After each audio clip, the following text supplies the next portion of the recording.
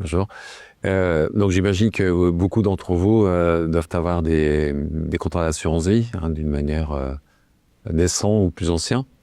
Donc vous savez que l'assurance vie est aujourd'hui un véhicule qui est utilisé pour véhicule fiscal notamment, qui est utilisé pour des supports de différentes sortes. Vous aviez tout à l'heure une intervention sur les SCPI. Notamment aujourd'hui, on peut mettre dans les unités de compte un peu toutes sortes d'actifs, que ce soit immobilier, financier et autres. Et donc là, je vous parle plutôt du sujet de l'outil patrimonial que peut constituer l'assurance vie à travers la clause bénéficiaire.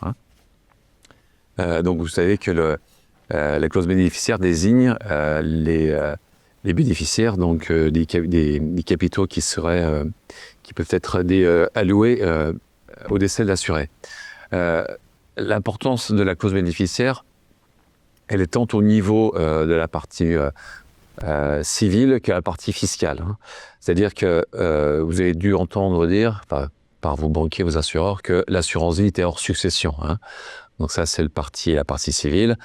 Et puis, hors succession par rapport à la partie civile et hors succession partie fiscale. On verra tout à l'heure qu'il y a quand même des tempéraments, notamment sur la partie fiscale, puisque tout le monde pense il y a beaucoup de gens qui pensent que l'assurance vie est hors fiscalité, alors qu'il y a quand même des tempéraments, tout ça. Il y a une partie, suivant la date de souscription des contrats, de la date du versement des primes, vous avez une fiscalité qui est plus ou moins quand même présente. Dans les avantages, donc je parle de la clause bénéficiaire comme un outil patrimonial. Dans les avantages civils que peut procurer la clause bénéficiaire, on a donc la protection des bénéficiaires dans la mesure où, comme je vous le disais tout à l'heure, l'assurance vie est hors succession, donc il n'y a pas de... Normalement, vous pouvez détourner, entre guillemets, une partie de votre succession au bénéfice des bénéficiaires sans rentrer dans les règles de rapport de réduction qu'il pourrait y avoir pour des donations, par exemple, parce que vous devez normalement laisser une réserve à vos enfants, si vous avez des enfants. Et donc, si l'assurance vie permet de contourner un petit peu ces réserves, ces réductions qui pourraient être apportées des donations classiques que vous pourriez faire par ailleurs. Donc, c'est un moyen, quelque part, de diriger, de manière un petit peu détournée à une succession des capitaux.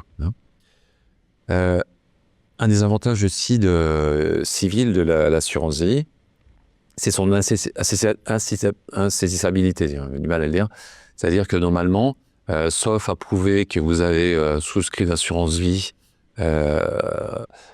au détriment de créanciers, pendant une période suspecte ou juste pour les léser, normalement, les capitaux, les assurances vie sont insaisissables, y compris vis-à-vis de l'administration fiscale, c'est quand même fort, lorsque l'assurance vie est acceptée. Parce qu'on verra tout à l'heure que le fait d'accepter une assurance vie par un des bénéficiaires permet de bloquer, de geler en fait le capital. Vous ne pouvez pas soustraire. Le souscripteur ne peut pas retirer l'argent tant que le bénéficiaire qui aurait accepté donne son accord. Donc cette accessibilité, elle provient de la nature même de l'assurance vie, qui est combinée entre un aléa et une stipulation pour autrui, qui indique qui laisse entendre que tant le souscripteur que le bénéficiaire n'a pas droit à la prestation garantie. C'est un peu la raison pour laquelle il n'y a pas de prise des créanciers sur les sommes qui pourraient être versées. L'avantage aussi de l'assurance vie sur le plan civil, c'est la liberté de choix du bénéficiaire. Je vous l'ai dit tout à l'heure, vous pourriez très bien contourner une succession en mettant comme bénéficiaires des gens qui soient étrangers à une succession classique. Et vous pouvez même aussi avantager quelle que soit la capacité des bénéficiaires, qui peuvent être mineurs comme majeurs protégés. Bien entendu, la clause bénéficiaire le bénéficiaire doit être déterminé ou déterminable. Vous ne pouvez pas, si effectivement la clause est mal formulée, mal libellée, et qu'il s'avère que le bénéficiaire n'arrive pas à être identifié de manière précise, le capital réintègre la succession. Donc on perd le bénéfice de la fiscalité, notamment, qui est quand même un point important de l'assurance vie. Alors, il y a un point important, c'est au niveau de la terminologie de la clause bénéficiaire, à savoir, souvent vous avez les clauses types qui sont produites par les assureurs, les banquiers, et qu'il faudrait revoir d'une manière plus précise, puisqu'elles peuvent être source de mauvaises interprétations ou de contentieux éventuels. Normalement, on parle, dans les formules habituelles, on entend on vise les héritiers. Alors les héritiers, qu'est-ce qu'on entend par héritier? C'est un terme générique de droit. Jusqu'où va cette notion? On comprenait dans un premier temps que les légataires universels, lorsque vous faites un testament, vous léguez par exemple une partie de votre patrimoine à un légataire, on considérait que les héritiers le légataire faisait partie des héritiers. Donc ça laissait entendre que dans une clause bénéficiaire, si vous aviez la notion d'héritier, le légataire universel en profitait. Mais il y a une jurisprudence récente qui remettrait en cause cette automaticité. Merci, excusez-moi. Donc c'est la raison pour laquelle, pour éviter des interprétations judiciaires, des contentieux, il vaut mieux désigner le nom des bénéficiaires plutôt que leur qualité. Comme ça, on est sûr de ne pas passer à travers.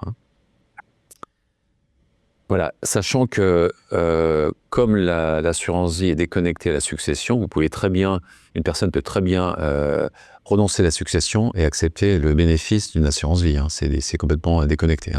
C'est pas parce qu'il renoncera à la succession qu'il perdra le bénéfice de l'assurance vie, au passage. Alors, au niveau de la clause, au niveau de la représentation, il faut savoir qu'en matière successorale, si je fais un parallèle entre les successions et les assurances vie, en matière successorale, vous avez depuis la loi 2006 une représentation de fait en ligne directe, c'est-à-dire que si un enfant décède, ça vient directement sur la tête de ses propres enfants, des petits-enfants en l'occurrence. Cette représentation en matière d'assurance vie ne s'applique pas. C'est-à-dire que si vous ne prévoyez pas une clause bénéficiaire adéquate, si vous avez, mettons, je laisse la clause type qu'on voit souvent, c'est mon conjoint, défaut mes enfants par parts égales, à défaut mes héritiers. Si le conjoint ou l'un des enfants devait prédécéder, la part du prédécédé, il viendrait accroître celle des bénéficiaires subsidiaires. Donc elle ne descendrait pas en ligne aux petits-enfants. Donc c'est pour ça qu'il faut pouvoir modifier ces clauses bénéficiaires, mettant par exemple mes enfants vivants ou représentés, dans lequel cas la représentation joue. Parce que si effectivement ce n'est pas indiqué, de facto, dans l'hypothèse indiquée, d'un prédécès d'un des enfants, sa part ira augmenter celle des autres enfants, mais elle n'ira pas à ses propres enfants. Voilà. Alors, il y avait aussi un sujet qui a été abordé au niveau de il y a une question qui s'était posée, à savoir, lorsque vous renoncez à une succession, depuis la loi 2006, justement, les représentants viennent au chef de la personne qui renonce. C'est un moyen de faire une transmission de patrimoine sur différentes générations. Vous considérez que vous avez suffisamment de patrimoine, vous ne voulez pas hériter de vos parents, vous dites moi je laisse ma place à mes enfants pour qu'ils puissent hériter ma place. Eh bien, en matière d'assurance vie, la question se pose de savoir si cette représentation en cas de renonciation s'applique. Et l'automaticité n'est pas évidente, et on pense que la compagnie d'assurance prendrait un risque de donner l'argent, de remettre l'argent aux petits-enfants, mettons s'il y a un décès d'un enfant. Donc c'est la raison pour laquelle il faut encore une fois adapter la clause bénéficiaire dans ce cas de figure, en rajoutant par exemple dans la clause que la désignation, que le bénéficiaire, qu'il soit prédécédé ou qu'il ou qu'il renonce au bénéfice de l'assurance puisse revenir à ses propres enfants. Donc il faut prévoir une représentation, et une représentation tant en cas de décès qu'en cas de renonciation. Ça évitera toute discussion et toute difficulté, puisque vous pourriez aussi tomber en difficulté avec le service juridique de la banque ou de l'assurance qui risquerait de bloquer le capital tant qu'une décision judiciaire, par exemple, ne soit prononcée, s'il y avait des contestations d'une manière ou d'une autre. Voilà.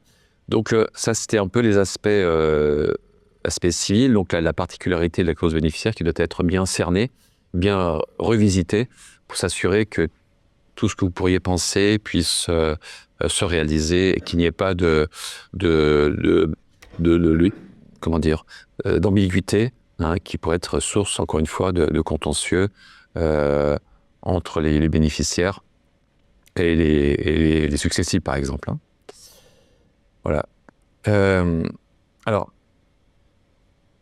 la clause bénéficiaire. Alors, bon, je sais pas où. Oui. Donc, dans les avantages civils, on parle aussi de la flexibilité de la clause bénéficiaire. Savoir que on peut modeler, en fait, effectivement, la clause bénéficiaire en fonction de ses desiderata, en fonction des hypothèses qu'on imagine.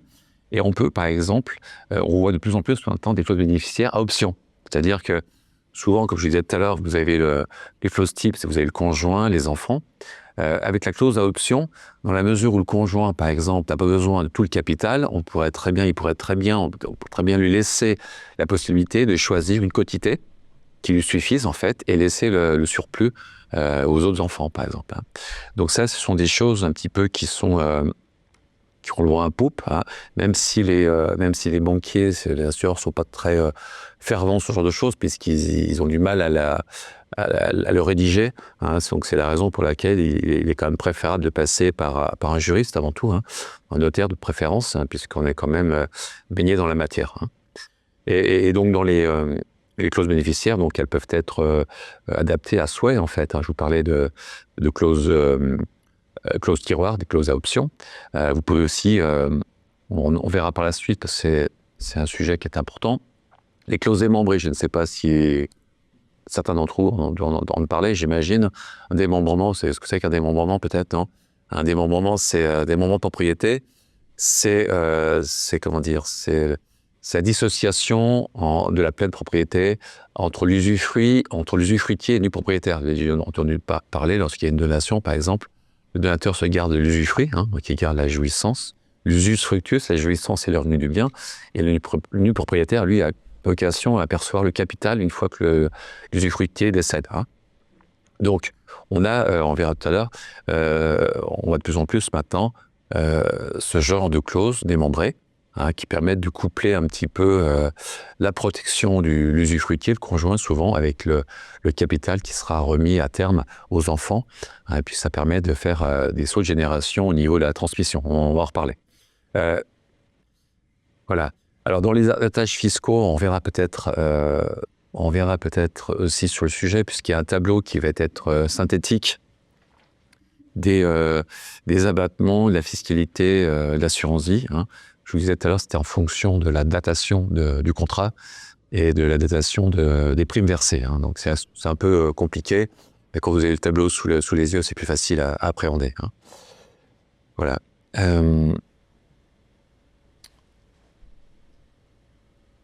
Alors, au niveau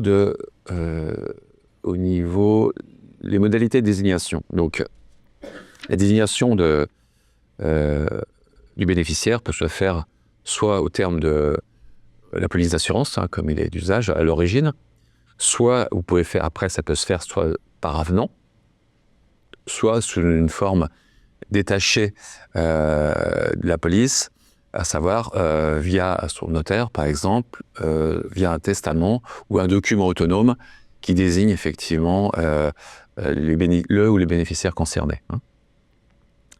Alors, encore une fois, la rédaction de la clause bénéficiaire doit être précise pour qu'il n'y ait pas de confusion et que ça ne soit pas sujet à interprétation et que ce ne soit pas sujet non plus à contentieux par la suite. L'intérêt de passer par un notaire, justement, pour la désignation, C'est le fait que lorsque la personne, par exemple, qui souscrit assuré, qui change son bénéficiaire, par exemple, lorsque sa capacité peut être sujette à discussion, le fait de passer chez un notaire, normalement, le notaire est censé garantir la capacité de la personne qui déclare. Hein. Donc, vous avez quand même une garantie, une sécurité qui vient corroborer, en tant que de besoin, la capacité, si elle était contestée, du souscripteur. Hein. Alors, donc, le fait de passer par un notaire, comme je le disais tout à l'heure, ça permet également d'éviter les écueils d'une ambiguïté, hein, pour clarifier effectivement la volonté des souscripteurs assurés de désigner le bénéficiaire concerné.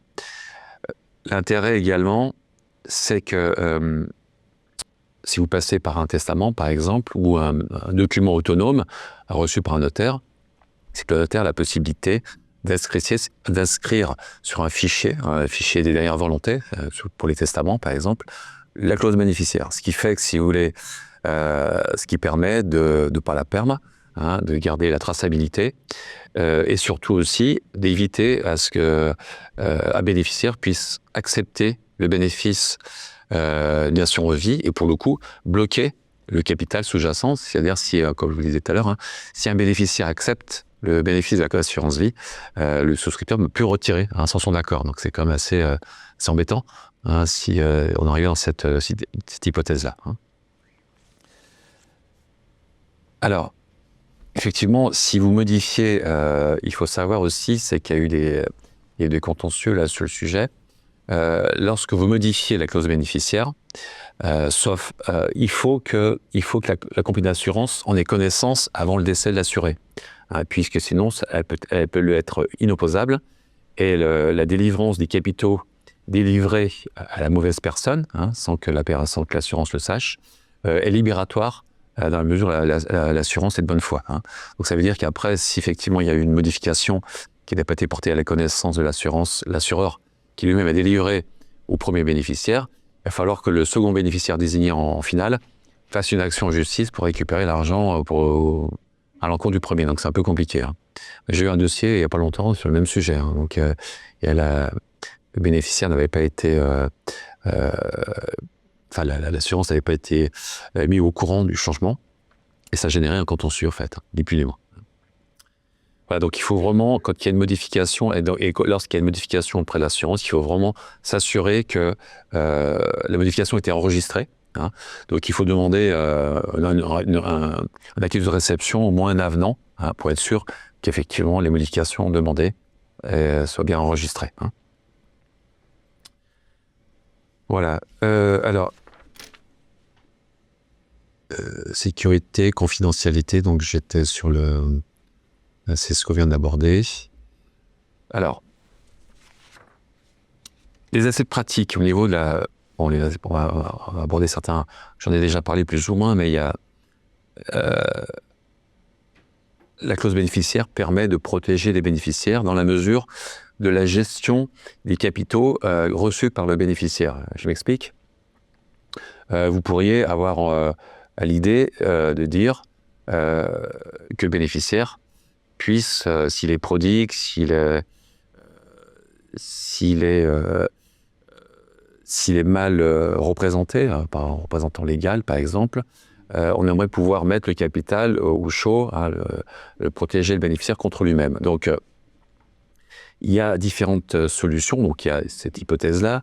Il y a aussi l'hypothèse où vous pouvez aussi faire en sorte que le bénéficiaire ne perçoive pas directement un capital tout de suite, pour éviter une récupération ultérieure, par exemple de prestations sociales dont le bénéficiaire pourrait toucher, ou éventuellement de ne pas augmenter ses revenus, hein, pour justement perdre aussi le bénéfice de certaines prestations dont il pourrait être allocataire. Hein.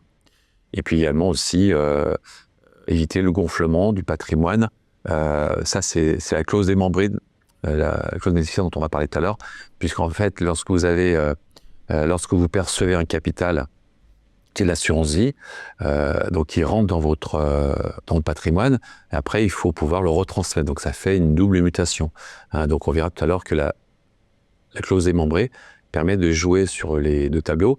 Ça permet, la clause démembrée, à un usufruitier du propriétaire. Ça permet à l'usufruitier, notamment le conjoint survivant, de percevoir le capital, au terme d'un quasi-usufruit, et le capital sous-jacent, qui doit revenir au nu propriétaire, reviendra au nu propriétaire sans payer de fiscalité. C'est-à-dire que dans le cas pratique, vous avez un souscripteur qui décède, assuré. Le bénéficiaire a plus de 70 ans. On verra qu'après 70 ans, c'est plus compliqué fiscalement de réintégrer un capital dans l'assurance vie, c'est beaucoup moins intéressant.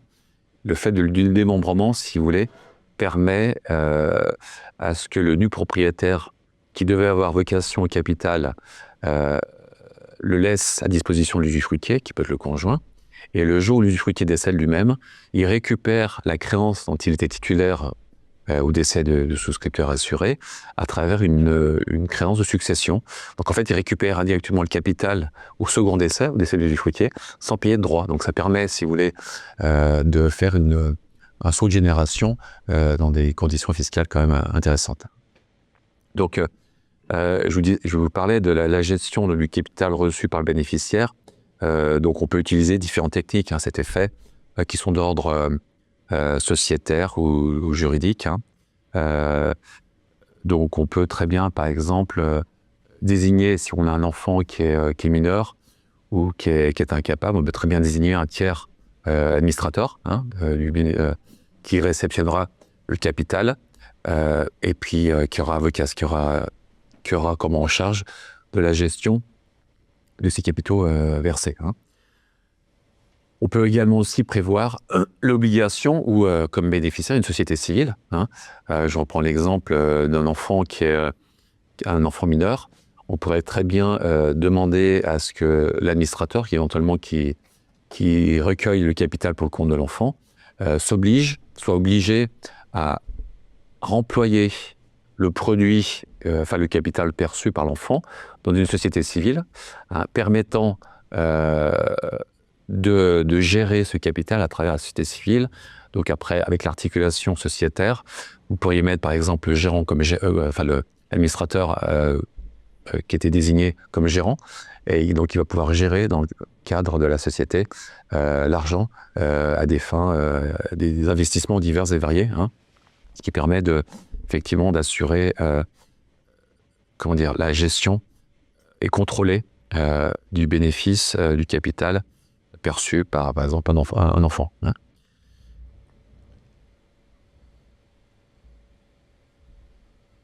Alors, il y a aussi, j'ai fait allusion tout à l'heure, une variante qui pourrait être aussi, lorsque vous avez un enfant qui est par exemple prodigue ou autre, vous pourriez très bien, si vous êtes bénéficiaire, accepter la clause bénéficiaire, ce qui fait que, pour le coup, le capital est bloqué, donc l'enfant ne peut pas le retirer pour des fins qui seraient contre son intérêt, et ça permettrait au bénéficiaire de lever le blocage au fur et à mesure des besoins que pourrait avoir le souscripteur. Donc il y a différentes techniques qui permettent de répondre à des besoins qui peuvent être d'ordre assez divers. Voilà.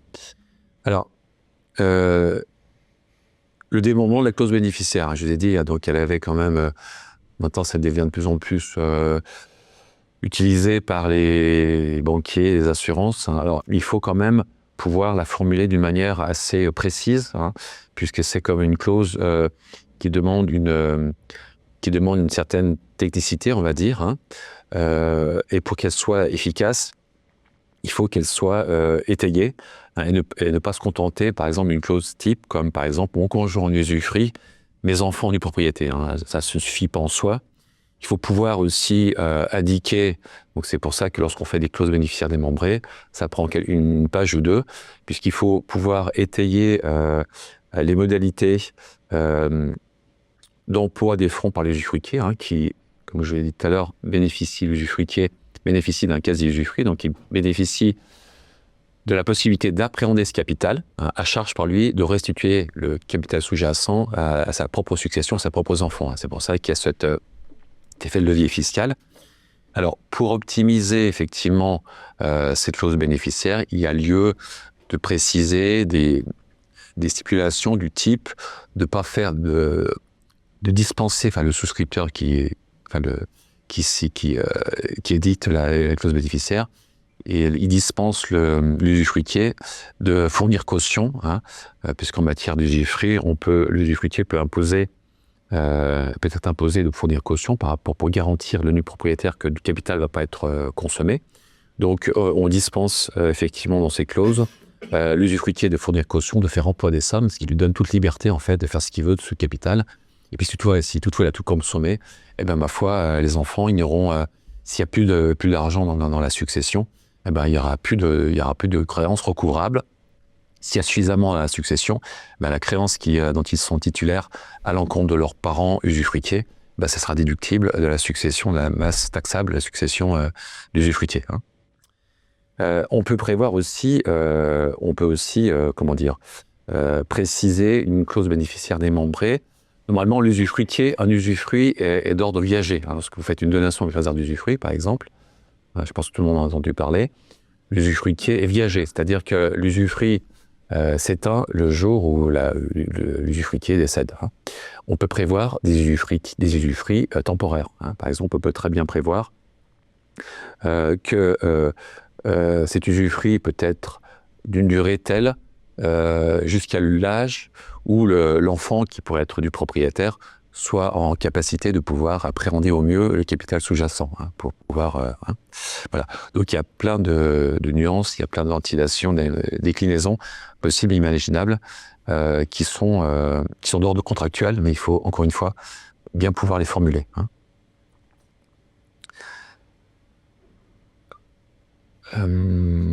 Oui, on peut prévoir aussi, encore en allant un peu plus loin, prévoir un usufruit successif. Alors, l'usufruit successif, c'est quoi? C'est l'usufruitier, vous pouvez avoir un premier usufruitier, et à son propre décès, son usufruit est retransmis sur la tête d'une autre personne. Donc il peut y avoir des usufruitiers successifs, comme on dit. Parce que c'est quand vous faites une donation, vous pouvez très bien, par exemple, des grands-parents donnent la nue propriété d'un bien à leurs petits-enfants, ils en regardent l'usufruit, et à leur propre décès, leur propre usufruit est retransmis à leurs propres enfants. Donc, autrement dit, les petits-enfants qui sont du propriétaire deviendront plein propriétaires qu'au décès du premier et deuxième usufruitier. Donc là, c'est à peu près le même schéma. Voilà. Alors, exceptionnellement, je disais, donc le principe, c'est que l'assurance vie est hors succession. On peut y déroger. Alors, vous allez me dire, c'est peut-être un peu ballot parce qu'on a quand même inventé ce fiscal, on va le perdre. Alors j'apporte une nuance quand même. Alors, c'est quand même assez exceptionnel, mais on peut imaginer la situation suivante. Vous avez fait une donation à un enfant ou à des enfants, et il y en a d'autres qui ont été lésés, ou enfin, qui n'ont pas été désintéressés à du concurrence. On se dit, j'ai de l'assurance vie, je peux très bien éventuellement me dire, je vais allotir celui qui était désavantagé d'une partie de l'assurance vie. Alors, comme l'assurance vie est hors succession, ça ne sera pas comptabilisé en tant que tel. Donc celui qui est désavantagé au titre des donations qui auraient été faites, va pouvoir réclamer son dû aux autres s'il n'y a pas assez pour le désintéresser. Alors c'est pour ça qu'on peut réintégrer l'assurance vie dans le cas d'une succession en disant, effectivement, il y a un troisième enfant qui a été désintéressé, qui n'a pas été alloti de ses droits, on va l'allotir, on va pouvoir réintégrer sa part manquante dans le cadre de l'assurance vie. Alors là, il faut effectivement, encore une fois, faire attention à la formulation de la clause bénéficiaire pour effectivement que cette réintégration puisse se faire dans des bonnes conditions. Et normalement, moi je l'ai jamais fait à titre personnel, mais normalement, fiscalement, on garde quand même le bénéfice de l'assurance vie. Donc ça veut dire que l'enfant en question, il serait avantagé quand même malgré tout, parce que ce capital là, qui est rapporté dans la succession pour faire une égalité, il bénéficie quand même de l'avantage fiscal de l'assurance vie, parce qu'on est toujours dans ce vecteur-là. Voilà. Alors, j'ai peut-être un peu intégration en succession, là, j'étais là, en fait. Alors, on va aborder, alors vous ne vais pas voir le tableau, là, je pense que c'est un peu petit, sur la fiscalité de l'assurance vie, parce que c'est vrai que c'est un peu compliqué. Alors, il faut savoir que l'assurance vie, hein, je vous disais tout à l'heure que on laisse entendre que l'assurance vie, c'est hors succession. Donc, civilement, sûrement. Fiscalement, pour partie, on va dire. Hein. Donc, ça dépend, encore une fois, de la date de souscription du contrat et de la date de versement des primes. Hein. Juste une petite parenthèse, je suis passé tout à l'heure dessus sans évoquer le sujet. Une assurance vie, normalement, est hors succession, avec tous les avantages que ça peut générer, mais ça peut être, vous avez pu en entendre parler aussi, des assurances vie qui sont remises en cause, puisqu'elles sont considérées comme manifestement exagérées hein, dans les primes versées, hein, ou elle peut être requalifiée aussi en donation indirecte. Hein. On prend l'exemple, par exemple, d'une personne à l'article de la mort qui va mettre une grosse partie de sa fortune dans l'assurance vie au bénéfice d'un bénéficiaire déterminé, hein, pour détourner un petit peu la succession. Hein. Eh bien, ça pourrait être qualifié dans la mesure où il faudrait pouvoir démontrer qu'il y a une certaine utilité pour le souscripteur de faire ce genre de choses. Donc, plus on prend, plus c'est souscrit dans un âge avancé, moins il y a d'utilité pour le souscripteur, plus c'est facile de pouvoir requalifier un petit peu l'assurance vie à travers une donation indirecte, par exemple. Hein. Voilà. Donc ça, c'était l'aspect civil. Donc je revenais sur l'aspect fiscal. Donc je vous disais qu'il y avait l'assurance vie est traitée d'une manière différente. Alors, vous avez, il y a deux typologies de contrats. Ceux qui sont souscrits avant le 20 novembre 91 et ceux qui sont souscrits après. Et vous avez, pour les contrats, c'est la datation de la souscription. Et pour les primes versées, vous avez une autre date, c'est un peu compliqué, hein, c'est le 13 octobre 98. Donc, il y a une histoire de primes versées avant et après 98. Je ne sais pas si vous voyez sur le tableau, là, c'est peut-être un peu juste, non? Hein? Ah, je peux grossir? Ah ouais, voilà, peut-être plus ça. Oui, oui, mais après, c'est un peu gros. Attendez. Voilà. Alors, oui. Ouais, je vais peut-être y arriver, hein. Ah.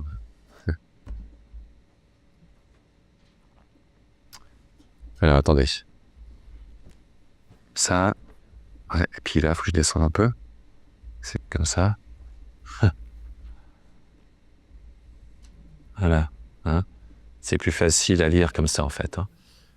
Donc c'est vrai que c'est un peu compliqué quand on n'a pas le tableau sous les yeux. Hein. C'est vrai que on se repose, quand on a un contrat, on se dit tiens, on va reprendre le tableau parce qu'il y a des fois on s'y mélange les pinceaux. Hein.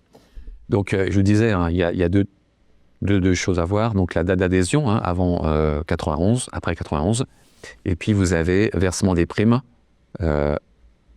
avant 13 octobre 98 et après octobre 98. Hein.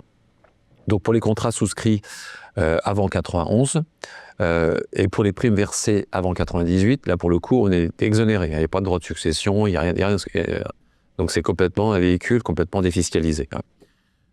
Pour ces contrats toujours souscrits avant 91, pour les primes versées après 98, là on a un régime qui est celui de l'article 290 1 du CGI, qui indique qu'au-delà d'un abattement de 152 500 €, les bénéficiaires sont taxés à 20%. Hein. Donc ça reste toujours avantageux, puisque en fait, suivant le bénéficiaire, parce que vous avez dans les droits de succession, vous avez une typologie de droit qui est différente suivant la qualité de l'héritier. Donc quand vous avez une tierce personne ou un neveu, par exemple, il paye 55% d'impôts. Donc si là, il rentre dans cette case-là, il gagne quand même 35%, puisqu'il paye que 20%, au-delà des 152 000 €. Et il y a autant d'abattements de 152 000 € qu'il y a de bénéficiaires. Donc ça permet de, si vous voulez, de jouer des abattements, la fiscalité, d'une manière harmonieuse en fonction des besoins et des intentions de chacun. Hein. Alors ça, c'était pour les contrats souscrits avant 71 ans, hein, qui bénéficient d'une fiscalité quand même plus douce, on va dire. Hein. Et puis il y a eu un changement à partir de 91, à savoir que pour les primes, alors là on fait une distinction entre les primes versées avant 70 ans et après 70 ans. Donc pour les primes versées avant 70 ans, avant 98, toujours, et on fait un cumul, une coexistence de différents régimes, hein, après 91, souscription avant 91, primes versées avant 98, il n'y a pas de taxation. Et pour les primes versées après 98, pour ces contrats-là, elles sont soumises aux mêmes fiscalités qu'on vient de voir avec les 20% des 152 000. Pour les primes versées après 70 ans, alors là, c'est le cas le plus défavorable. Hein. Contrat après 91, après 70 ans, là, tout est taxé. Au-delà d'une franchise qui est plus de 152 000 euros, mais qui est plus que de 30 500 euros. Donc là, ça devient moins intéressant. Hein. C'est pour ça qu'il faut vraiment revisiter un petit peu ces contrats pour savoir effectivement, notamment la clause bénéficiaire, bien entendu, on en a parlé, mais aussi sur la fiscalité, pouvoir jongler un petit peu avec les abattements et les droits de chacun. Hein. Il faut quand même avoir en tête qu'il y a autant de, pour les abattements des 152 000 euros, il y a autant d'abattements que de bénéficiaires. Donc si vous avez 10 bénéficiaires, vous avez 1,5 million en gros, de 1,5 million euros d'exonération. Hein. Voilà.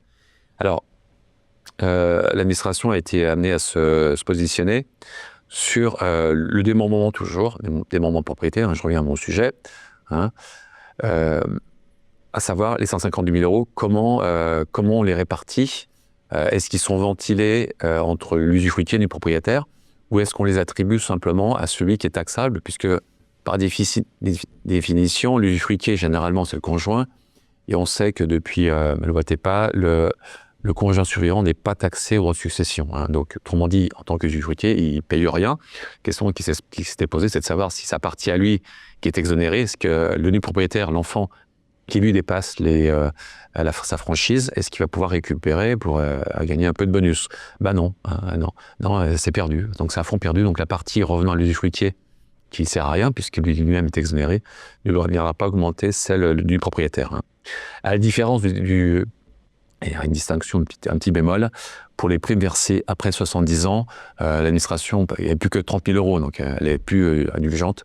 Elle dit qu'effectivement, dans ce cas de figure, le nu propriétaire bénéficie de la totalité des 30 000 euros hein, d'exonération. Enfin là, l'impact est quand même moins intéressant. Hein. Donc, vous voyez qu'à travers la clause bénéficiaire et la clause bénéficiaire démembrée permet également, comment dire, comme il y a une séparation, enfin, l'usufruitier perçoit les droits qui correspondent à son, enfin, la valeur de l'usufruit dépend de son âge, hein, c'est fiscal. Donc, plus on est âgé, moins ça a de la valeur, puisque l'usufruit est censé la valeur de l'usufruit est censée capitaliser les revenus que génère un bien. Donc, plus on est âgé, moins il y aura d'espérance de revenus, donc moins il y a de la valeur. Hein. Donc, le démembrement permet aussi de ventiler le capital transmis. Hein, c'est-à-dire que si l'usufruitier, par exemple, il est un âge qui fait que son usufruit vaut 50%, il n'y a que 50% qui sera taxé pour le propriétaire. Donc il y a un effet de levier quand même qui est intéressant à travers cette clause. Hein. Outre le fait que ça permet de protéger le conjoint survivant puisqu'il bénéficie encore une fois d'un quasi-usufruit, hein, d'un super usufruit, autrement dit, hein, donc il peut appréhender le capital à charge par lui de restituer à sa propre succession aux enfants, hein, ce qui permet de transférer à terme le capital sous-jacent sans fiscalité en fait, hein, aux enfants bénéficiaires en finale. Alors, il y a un dernier dispositif récent, anti-abus, là, qui a été instauré par la loi de finances 2024, qui indiquait dans son article 774 bis du CGI que les dettes de restitution exigibles qui portent sur une somme d'argent dont le défunt s'était réservé l'usufruit n'étaient plus déductibles de l'actif successoral. Donc, c'est autrement dit, il y a eu des montages, entre guillemets, qui ont été faits par certains fiscalistes ou autres, par lesquels, par exemple, les parents donnaient une somme d'argent avec réserve d'usufruit. Hein. Donc là, c'était un petit peu abusé, puisqu'en fait, vous donnez et vous gardez l'argent tout de suite, si vous voulez. Hein. Donc, quelque part, l'administration a dit, bah non, vous ne pouvez pas. Si vous avez 50% de décote, ça veut dire que vous donnez 1 million, décotez 500 000, mais vous gardez l'argent. Donc, quelque part, il y a une révocation de la donation qui a été abusive. Et comme ça a été pratiqué un petit peu de manière abusive, c'est comme c'est toujours le cas, lorsqu'il y a des excès dans les usages, le législateur intervient pour effectivement redresser un peu la barre. Alors, on s'est posé la question de savoir, dans le cas de figure d'un démembrement de propriété d'une clause bénéficiaire de l'assurance vie, c'est effectivement cet article s'imposait aussi, puisqu'effectivement, il y a bien un usufruit qui est une somme d'argent pour le coup. Hein. Donc, ça a été tranché, là. Il y a une réponse ministérielle qui indiquait qu'effectivement, ce dispositif anti-abus ne s'appliquait pas à la clause démembrée d'assurance vie. Donc, ouf quand même. Donc, c'est pas un moment de se rassurer sur l'avantage fiscal au demeurant de ce dispositif. Hein. Voilà. Donc vous avez bien compris, pour conclure, que la clause bénéficiaire est un vecteur comme intéressant tant sur le plan civil que sur le plan fiscal, et qu'il faut prendre le soin, puisque c'est vrai que c'est, à titre personnel, je pense que c'est la clause la plus importante d'un contrat d'assurance vie, en fait, hein, puisque pour les contrats d'assurance vie se valent plus ou moins, hein, ils se nourrissent sur le même marché. Alors après, il y a les ventilations à faire en fonction des unités que vous voulez bien choisir, mais en dehors de ça, la partie juridique, enfin la clause bénéficiaire, hein, qui est un contrat en tant que tel, est à soigner et à revisiter dans le temps, puisque à un instant T, les besoins et les soucis de chacun peuvent différer, pour pouvoir effectivement qu'elle soit opérante et qu'elle réponde vraiment aux besoins de souscripteurs, et qu'elle ne passe pas à côté de choses qu'on n'avait pas imaginées. Et ça évite également, en plus de ça, des contentieux qui pourraient naître, hein, effectivement d'une ambiguïté sur les bénéficiaires qui pourraient être désignés. Voilà. Donc j'ai un petit peu synthétisé ce que j'avais à vous dire. Bon, je reconnais que la partie fiscale, à travers le tableau que je vous ai présenté, c'est un peu rébarbatif, mais quand vous avez le tableau et vous avez le sujet, vous avez un contrat, vous mettez en face et c'est assez facile à déchiffrer. Hein. D'accord ? Voilà. Vous avez compris que de toute façon, d'une manière générale, quand même, quand on souscrit avant 70 ans, c'est quand même autrement plus intéressant. Hein. C'est pour ça qu'on dit souvent, après 70 ans, l'avantage fiscal de l'assurance vie est quand même minoré. Hein. Voilà, donc si vous avez des questions, parce que c'est vrai que on peut en parler pendant des... Alors, je ne sais pas si j'ai la totalité là, du... Oui, il a manqué un morceau, mais c'est pas grave. Si vous avez des questions sur les sujets que j'ai pu aborder ou éviter, peut-être. Ouais. Détail, Nicolas. Faut pas rêver au Père Noël, et on est d'accord que c'est l'abattement, c'est sur l'ensemble des assurances-vie. Oui, les 152, oui. Ça n'est pas un abattement par... Non, c'est vrai. Ouais. C'est par bénéficiaire, mais c'est... Voilà. Et donc, il faut prendre la totalité. Effectivement, c'est une bonne question. C'est par bénéficiaire, mais c'est chaque bénéficiaire bénéficie seulement de 152 500. Ouais. Pour les premiers versés avant 70 ans, on est d'accord. Hein. Et les clauses fixées lors d'une souscription d'un contrat peuvent être, comme vous l'avez dit, modifiées en cours de contrat. Quand on veut, en fait. Quand on veut. Encore une fois, il faut garder la traçabilité, puisque tant que l'assurance n'en a pas connaissance, ça lui est inopposable. Hein. Et encore une fois, elle pourrait très bien libérer des capitaux de toute bonne foi. Et là, pour le coup, elle est désengagée de toute responsabilité. Hein. Et sur les modalités, on peut le faire en lien direct avec l'assureur. Il vaut mieux passer par un... Après, ça dépend ce que vous mettez. Si vous faites une clause démembrée, il vaut mieux passer par un notaire, puisque c'est quand même une articulation quand même qui est assez technique. C'est du juridique. C'est pas forcément la tasse de thé des banquiers ou des assureurs. Hein. Voilà. Et puis... En pratique, comme on fait sur le bulletin de souscription d'assurance vie, si on veut que ce soit fait dans le notaire, qu'est-ce qu'on a dit ? Ouais. Là où l'assureur nous demande de compléter la ouais. Souvent, on fait référence à un testament déposé chez Maître Intel. Hein. Donc, en fait, l'assureur par le biais de cette notification, donc il faut bien avoir la preuve de leur notifier pour que cette notification qu'elle soit enregistrée. L'assureur, sait que la clause bénéficiaire est chez tel notaire, hein, qui est elle-même retranscrite sur un fichier pour avoir cette traçabilité dans le temps, hein, pour pas qu'il y ait une perte de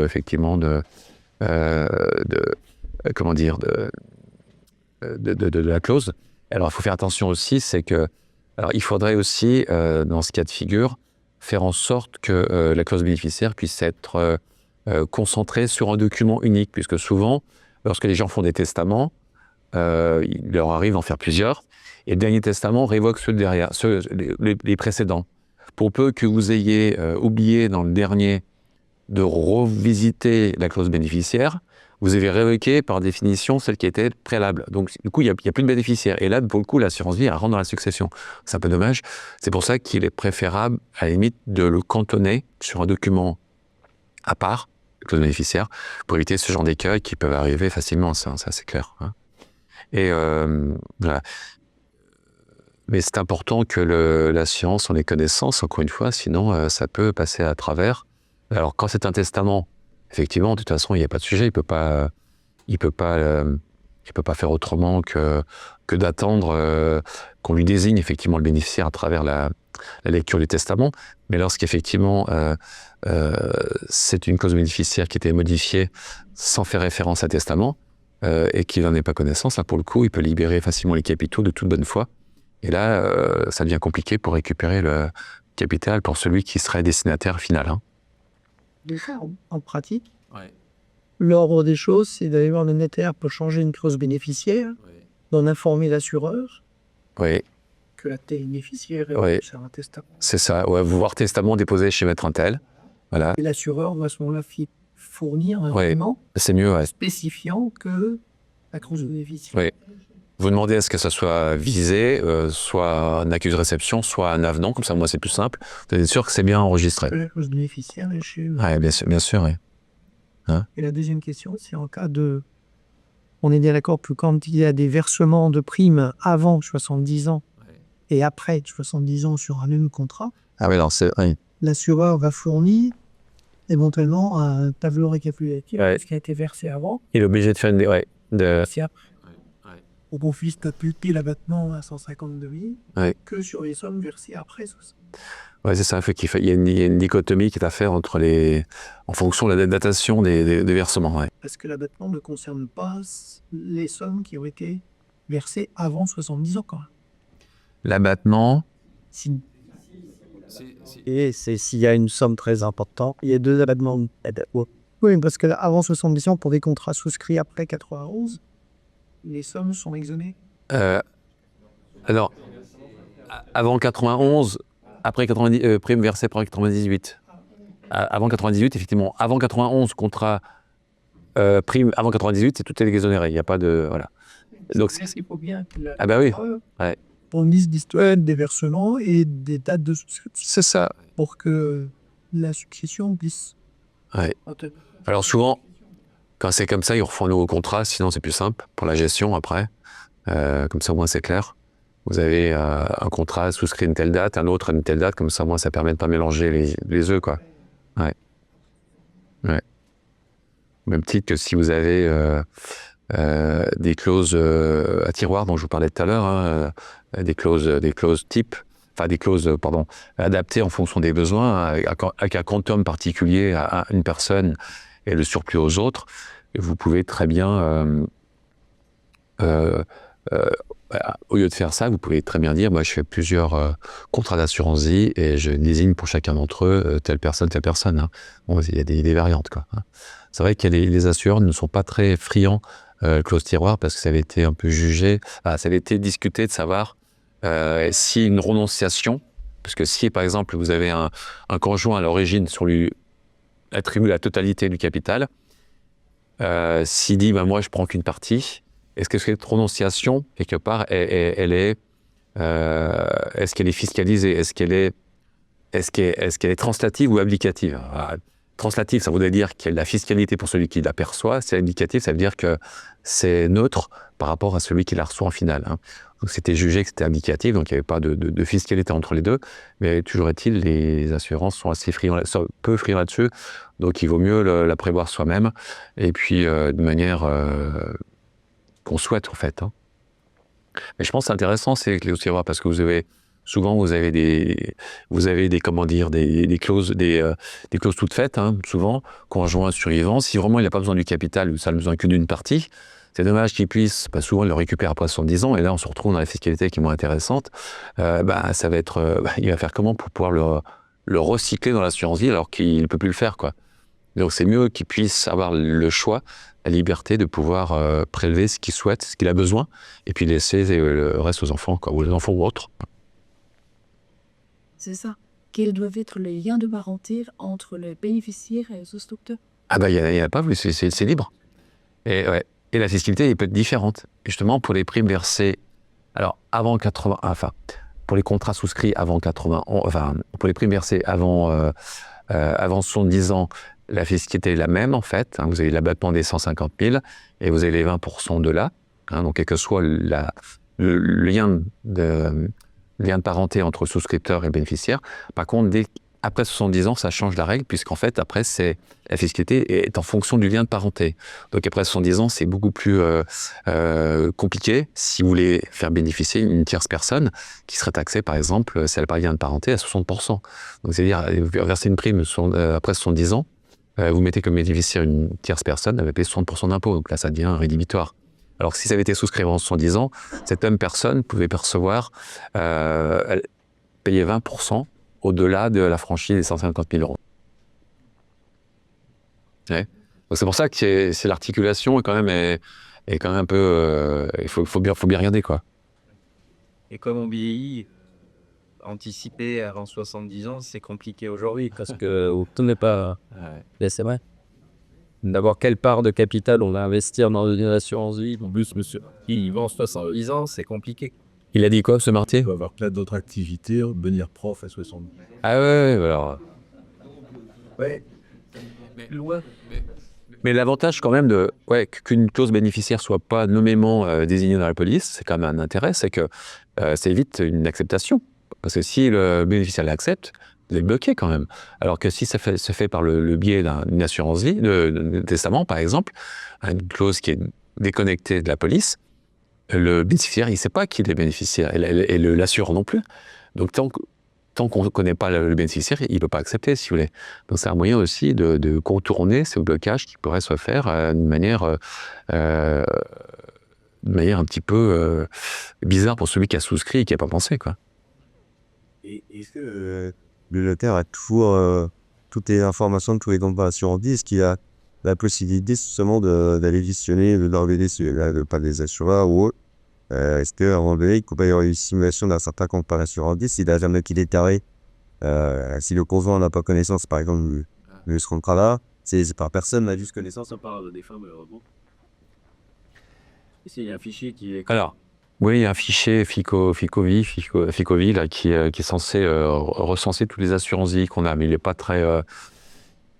pas toujours très efficace, on va dire. Hein. Donc voilà. Mais de toute façon, le notaire, effectivement, comment dire, alors il faut savoir quand même que lorsque l'assurance vie est fiscalisée, hein, lorsqu'on rentre dans les cas de figure où c'est fiscalisé, il faut savoir que l'assureur, il ne peut débloquer l'argent que si il a l'assurance que les droits correspondants qui pourraient être dus soient payés, puisque sinon il est responsable du paiement de ces droits. Vous avez plutôt à faire attention. C'est pour ça que des fois, on a des cas de figure assez cocasses. Vous avez des parents qui ont donné des biens à leurs enfants, qui ont utilisé les abattements fiscaux. Vous savez, alors je ne l'ai pas dit, ça vraiment c'est un autre sujet, mais une parenthèse, les enfants bénéficient de 100 000 euros de franchise par parent. Hein, 100 000 euros, donc vous avez 2 enfants, 2 parents, ça fait 400 000 pour le global. Si ces franchises fiscales se renouvellent tous les 15 ans, pour peu qu'il y ait une succession dans l'intervalle, ça veut dire que l'abattement était utilisé. Et souvent, l'assureur ou le banquier, il dit, bon, bah, effectivement, il y a des droits, mais j'ai utilisé l'abattement pour pouvoir pas payer de droits et débloquer l'argent. Alors des fois, il débloque l'argent, alors que l'abattement était utilisé.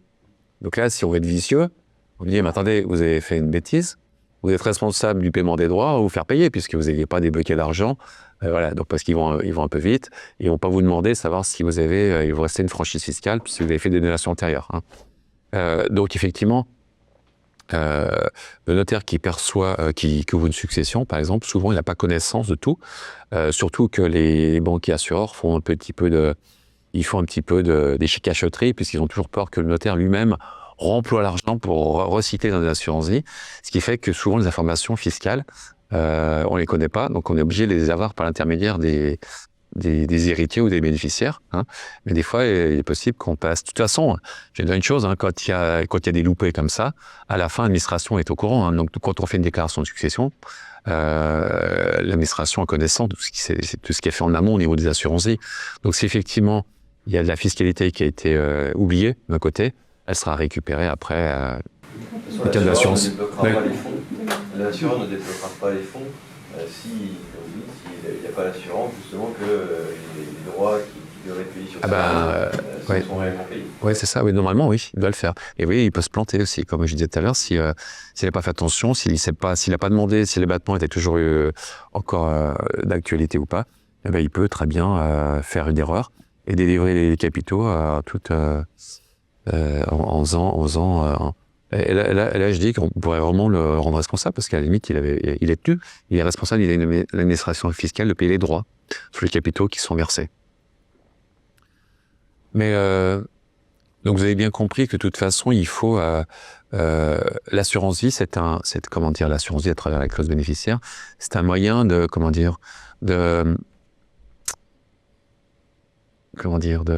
d'articuler son patrimoine. Hein, à travers un audit qu'on peut faire, hein. De toute façon, comme on fait des audits toute nature, et il a son rôle puisque ça permet effectivement de jouer sur la fiscalité, mais ça permet aussi de jouer sur ce qu'on disait tout à l'heure, sur une réintégration qui pourrait être faite dans la succession pour équilibrer les lots s'il n'y a pas de suffisamment pour équilibrer ce que chacun doit recevoir, quoi. Donc il y a vraiment, je pense qu'il s'inscrit l'assurance vie, la clause bénéficiaire, dans le cadre d'un bilan global, du global de ce que vous pourriez aborder au titre d'une transmission vis-à-vis des enfants ou autres personnes. Hein. Moi, souvent, j'ai des gens qui viennent me voir. Enfin, c'est pas ça secret pour personne que on font le moins possible de droits de succession, de droits de donation. Donc, on essaie de venir me voir pour me demander comment on peut articuler de sorte à optimiser tout ça.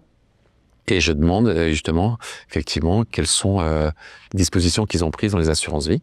Souvent, ils ne le savent pas. Donc, ils vont piocher, ils vont demander à leur assureur ou leur banquier pour savoir quelle est la clause bénéficiaire, pour dire quand même que c'est un sujet qu'ils n'ont vraiment pas pris le soin de regarder. Alors que je vous ai quand même montré, enfin, j'espère, que c'est quand même c'était un point important, quoi. Hein, voilà.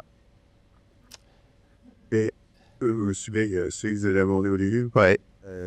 L'autre utilité, c'est que la sécurisation du patrimoine, notamment tel chez d'entreprise, puisque si, par exemple, dans le cas de société, l'utilisation judiciaire, qu'il l'a organisé, on va Oui. Placé à ce moment-là, il y a des preuves internet dans les assurances. Ouais. Si YOLO, il a. Bah, même jusqu'à ça, c'est des âmes. personnel ou membre, par exemple, passé dans pas. Ouais. On va bien chercher. Non, normalement, vous n'avez pas fait ça sciemment, comme vous dites, vous n'avez pas organisé. Il y a l'action polienne, l'action oblique, là, du Code civil, qui permet de réintégrer dans le giron des créanciers des actions que vous auriez pu faire à leur détriment. Hein. Ça, effectivement, et si c'est fait au fil de l'eau, si c'est fait non organisé, normalement, vous êtes tranquille. Hein. C'est une façon de sécuriser le progressivement, Ouais, c'est ça. Ouais. Et ça me fait penser à une chose, là, parce que souvent on pense, il y a pas mal de, j'en parle souvent des experts comptables qui ne pensent pas du tout, d'ailleurs ça n'aura même pas effleuré l'esprit pour la plupart, c'est que lorsque vous avez une assurance qui est souscrite dans le cadre, par exemple, d'une activité, avec comme assuré le chef d'entreprise, hein, eh bien, dans la mesure où le prêt, par exemple, hein, le prêt souscrit a été souscrit par l'entreprise ou la société, le bénéficiaire, qui est souvent l'assuré, enfin, qui est souvent le chef d'entreprise, et le bénéficiaire qui est la banque, comment dire, donc le prêt est remboursé, et lorsqu'on a le prêt dans l'actif de la société, du fait qu'il est remboursé, ça génère un profit exceptionnel. Donc en fait, vous avez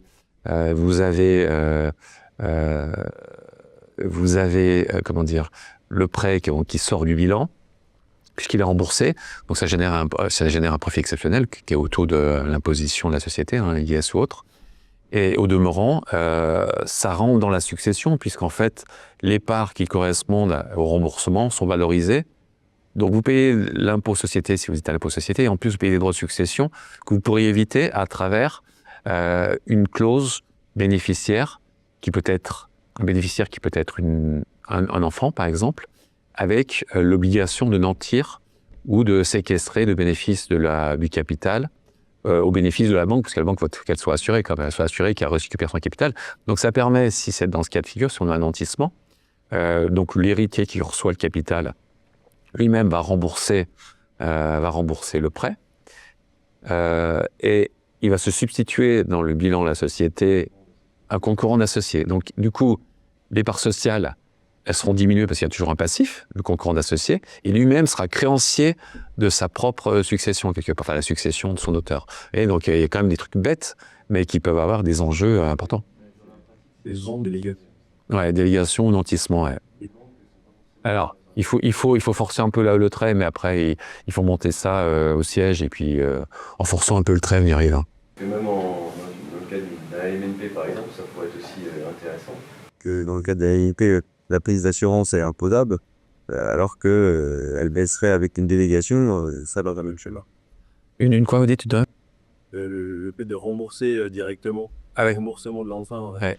bon, il est décès. Ah oui, c'est ça. Imposable, c'est pas de la rembourser, par exemple. Mais quand on est en rotation obèse, Ah oui, bien sûr, oui, c'est ça. Ouais. Ah, le NT, j'ai pas. prendre un raisonnement Ouais. en société avec le même. Ouais. Alors après, ça dépend si on est en professionnel ou pas. Peut-être changer la donne, non L'humanité, même non professionnel, c'est le cas. Mais l'enjeu, entre guillemets, c'est que la banque, elle va pas accepter pour un montant de 100 000 euros. Et quand elle va plus faire remonter l'importation, pour doter ça significatif. Donc après, toutes les questions de l'enjeu, on regarde, il va plus indiquer. Mais c'est vrai que ce genre de choses, on pense pas. Enfin, je veux dire, les professionnels et ceux qui sont qui font ça tous les jours ne l'utilisent pas, et c'est dommage, parce que moi j'ai eu des cas de figure où effectivement vous aviez pas une SCI classique, SCI LIS, le gérant qui était l'assuré décédé brutalement. Il y avait 300 000 euros de prêt, 300 000 euros de profit exceptionnel lié au LIS.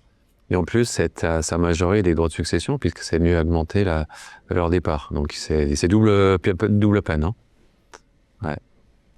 Enfin, vous voyez que là, on fait des digressions par rapport à mon sujet, mais vous voyez, le clause bénéficiaire est quand même comme panodine, même dans le monde professionnel, quoi. Hein. Mais c'est vrai que je vous rejoins, les banques sont pas très... pour eux, c'est sortir un petit peu du quotidien, quoi. Donc effectivement, il faut les bousculer un petit peu, mais on y arrive. Hein. Moi, j'y suis arrivé à titre personnel. Après, ça dépend sur qui vous tombez. Dans Paris. Après, il ne faut pas hésiter à changer si besoin. Ou faire remonter l'information. Souvent, quand ils ne savent pas faire, il faut remonter à leur siège, ou même à Paris, quand il y a des... Voilà. Je sais qu'il y a des notaires sur Paris qui sont notaires de banque, et qui font que ça, quoi, qui sont spécialisés dans le nantissement des... les banques veulent que ce soit sécurisé, donc ils font faire par un notaire avec lequel ils travaillent, quoi. Voilà. Je ne sais pas si vous aviez d'autres questions par rapport à... La clause bénéficiaire, ça paraît anodin, en fait, hein, mais on peut aller très, très loin, hein, quand même. Hein. Des applications, quand même, qui sont multiples, en fait. Hein. Alors, il faut savoir aussi une chose, c'est que, bon, ça, c'est... effectivement, lorsque je reviens sur ma clause démembrée, vous allez me dire, je fais une marotte là-dessus, mais c'est vrai que c'est quand même intéressant. D'autant plus qu'elle a été validée en plus avec votre finance récente, la anti-abus. Lorsqu'il y a un décès, lorsque l'usufruitier lui-même décède, la créance que détient le nu propriétaire à l'encontre de l'usufruitier, non, pardon. C'est pas quand l'usufruitier décède, c'est quand le souscripteur assuré décède. Donc, on remet les capitaux à l'usufruitier en tant qu'acquis usufruit, au conjoint, par exemple. Mais pour garder la trace, effectivement, et puis l'opposabilité à l'administration fiscale de cette créance que détient le nu propriétaire contre l'usufruitier, son propre parent, par exemple, dans des années qui suivent, il faut que vous puissiez, il est quand même largement préconisé, faire une convention de quasi-usufruit, justement, pour garder, effectivement, encore une fois, déjà la trace de cette créance que le notaire, normalement, est censé lui-même retranscrire son fichier, un fichier à disposition pour qu'il puisse être quand même, qu'on puisse ne pas l'oublier. Et puis, ça permet aussi de rendre opposable l'administration fiscale, puisque effectivement c'est un acte enregistré. On sait qu'une dette d'un héritier à l'encontre de son auteur n'est déductible que si elle est enregistrée. Là, pour le coup, on fait un acte qui est enregistré, ça évite toute discussion, que ce soit avec l'administration fiscale ou avec les héritiers, quels qu'ils soient, quoi. Donc ça, c'était un détail, mais c'est vrai que ça a son importance, parce qu'il pourrait très bien arriver que les années après, au décès de l'usufruitier, on oublie cette créance, en fait, parce que c'est vrai que 20 ans, 30 ans après, on y a complètement oublié, quoi. Voilà. Donc, ce qui ferait pour le coup que l'enfant qui est du propriétaire qui a droit à cette créance, il va payer des droits sur une somme sur laquelle il était censé la récupérer hors fiscalité, quoi. Donc, ça serait un peu dommage. Est-ce qu'on peut désigner comme bénéficiaire une personne des nationalités étrangères? Ah, ça, c'est une bonne question. Bon, je pense que rien n'empêche. Hein. Dans la mesure où il est identifiable, c'est surtout ça le sujet. Je ne pense pas qu'il y ait d'incompatibilité à ce niveau-là. Le problème, c'est effectivement, il faut vraiment que la personne soit identifiée, sinon ça rentre dans la succession. Donc là, ça devient c'est un peu dommage. Et par contre, ça respectera le droit français. Terme. Ah bah c'est la fiscalité et l'assurance vie, oui. La fiscalité et l'assurance vie, oui, à la fois, si c'est un contrat français, oui. Ouais. Et je disais tout à l'heure, on peut mettre aussi une personne morale, une société. Bon, après, il vaut mieux qu'elle soit à l'impôt sur le revenu, sinon elle perd le bénéfice, l'avantage fiscal tel qu'on le connaît. Hein. Mais bon, souvent, ça se fait en deux fois. Si on veut le mettre dans une société, on met comme bénéficiaire en premier chef une personne, à charge par elle de mettre en société pour pouvoir le faire gérer par la bonne personne. Et puis, vous voyez ce que je veux dire. Donc ça se fait en deux stades. Ouais, c'est mieux. Même si on le fait pas trop en pratique, mais ça peut être... c'est vrai que c'est des déclinaisons qui peuvent être très, très intéressantes. Hein. Vous avez un enfant prodigue, vous avez un enfant qui a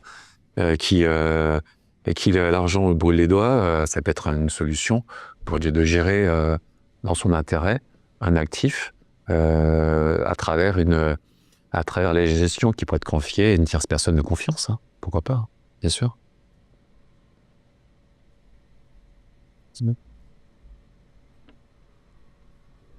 Dernière question, sans fin du coup de volonté, c'est un fichier qui est informatisé du coup, qui est commun à tous les notaires, qui du coup est accessible à chacun des notaires. Ouais, tout à fait, tout à fait. Donc dans l'intérêt, c'est qu'effectivement n'importe quel notaire de France et de Navarre, comment dire, c'est une institution qui est dénomination de notariat, donc en fait on est les seuls à pouvoir les consulter.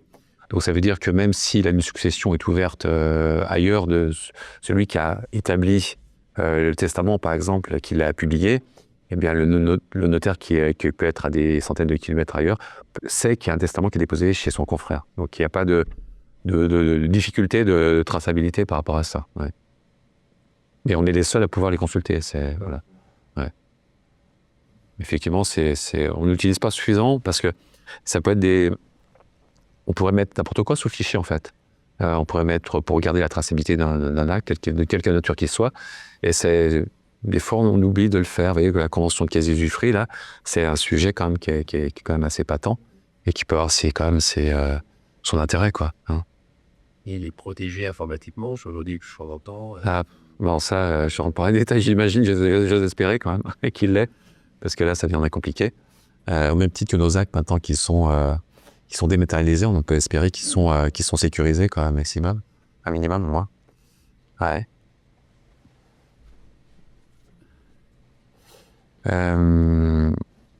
Ouais. Alors après, effectivement, l'assurance vie, c'est bon. On peut parler d'assurance vie parce que c'est un vaste domaine, hein, mais effectivement, l'articulation juridique en tout cas est quand même importante, et je pense que elle est souvent mise de côté, puisque votre banquier ou votre assureur, la principale chose qui l'intéresse, c'est ses frais de gestion, ses droits d'entrée. Le reste, ça passe à côté, et souvent, ils sont peut-être pas même pouvoir vous conseiller au mieux, hein, aussi. Hein. Ouais. Bon. Peut-être une question. Si.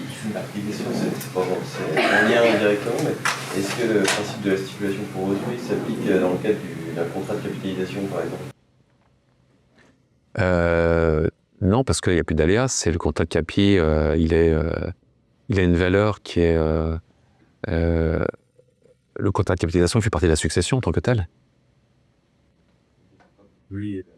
Il n'y a pas de bénéficiaire, pas de bénéficiaire en tant que tel. Fiscalité pour des rachats partiels, par exemple, on peut bénéficier finalement d'une fiscalité assimilée à celle de l'assurance. Oui, mais ça n'a rien à voir. Ça n'a rien à voir. Non, mais dans une succession, par exemple, quand vous avez des combourons de capi, eh ben, ils rentrent dans la succession au même titre que l'immobilier, par exemple. Mais c'est vraiment un... Ouais. Effectivement, la fiscalité avec les retraits est équivalente, mais c'est déconnecté, rien à voir. Ouais, effectivement.